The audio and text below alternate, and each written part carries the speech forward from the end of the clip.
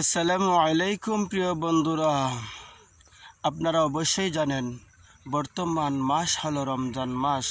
রমজান মাস এই মাস হলো রহমত, নাজাত আর মাগফিরাতের মাস। এই মাসে কেউ যদি একটা মিথ্যা কথা বলে সে 70টা মিথ্যা কথা বলার গুনাহ পাবে। কেউ যদি এই রমজান মাসে একবার জিনা করে সে একবার নয় বরং সে 70 বার জিনা করলো।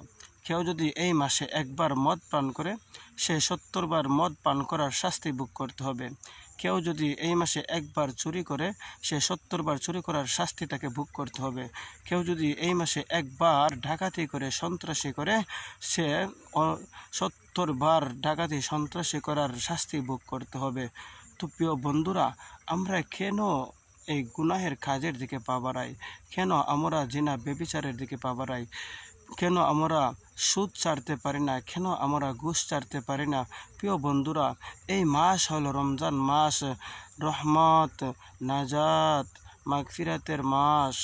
আসুন বন্ধুরা, আমরা আল্লাহ তাআলার কাছে ক্ষমা চেয়ে নেই এবং গুনাহমুক্ত জীবন যাপন করার ওয়াদাবদ্ধ হই যে আর কখনো সুদ খাব না, আর কখনো ঘুষ খাব না, আর কখনো জিনা করব না, আর কখনো ব্যভিচার করব না, আর কখনো হত্যা, রাহাজানি, খুন, মারামারি করব না, চুরি ডাকাতি করব না, মদ্যপান করব না, জুয়া খেলব না।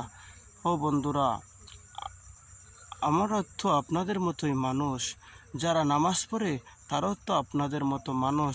তারা যদি সুদ না খেয়ে থাকতে পারে, তারা যদি ঘুষ না খেয়ে থাকতে পারে, তাহলে আপনি কেন সুদ না খেয়ে থাকতে পারবেন না? আপনি কেন ঘুষ না খেয়ে থাকতে পারবেন না?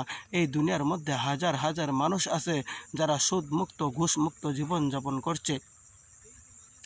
এই দুনিয়ার মধ্যে হাজার লক্ষ মানুষ আছে যারা মদ পান ব্যতীতই তারা জীবনযাপন করছে, জিনা ব্যতীত তারা জীবনযাপন করছে। জিনা করবে তো দূরে থাক, জিনার দ্বার কাছেও যাচ্ছে না। মদ পান করবে তো দূরে থাক, মদ পানের দ্বার কাছেও যায় না। বরঞ্চ মদ পানকারীকে সে ঘৃণা করে, জিনাকারীকে সে ঘৃণা করে। তো প্রিয় বন্ধুরা, আমরা এই মাসে আল্লাহ তাআলার কাছে আমাদের পিছনের জিন্দেগির সমস্ত গুনাহের প্রতি লজ্জিত হইয়া আল্লাহ তাআলার কাছে তওবা করি। দেখবেন অবশ্যই মহান আল্লাহ তাআলা আমাদেরকে ক্ষমা করে দিবেন। আল্লাহ পাক রব্বুল আলামিন তো হলেন গাফফার, আল্লাহ পাক রব্বুল আলামিন হলেন সত্তার, কাহার, ওয়াহাব, জব্বার। এই আল্লাহ পাক রব্বুল আলামিনের এই রহমান আর রাহিম নামের উদ্দেশ্য করিয়া, আল্লাহ পাক রব্বুল আলামিনের গফফার নামকে উদ্দেশ্য করিয়া আল্লাহ তাআলার কাছে ক্ষমা প্রার্থনা করুন। দেখবেন আল্লাহ পাক রব্বুল আলামিন আপনার জীবনের সমস্ত গুনাহ খাতারে মাফ করে দিবেন এবং সমস্ত গুনাহ মাফ করে তা নেকি দ্বারা পরিবর্তন করে আপনার জিন্দগিকে নেকি দ্বারা ভরপুর করে দিবেন। সুবহানাল্লাহ। ভিডিওটি যদি ভালো লেগে থাকে অবশ্যই শেয়ার করে দিবেন।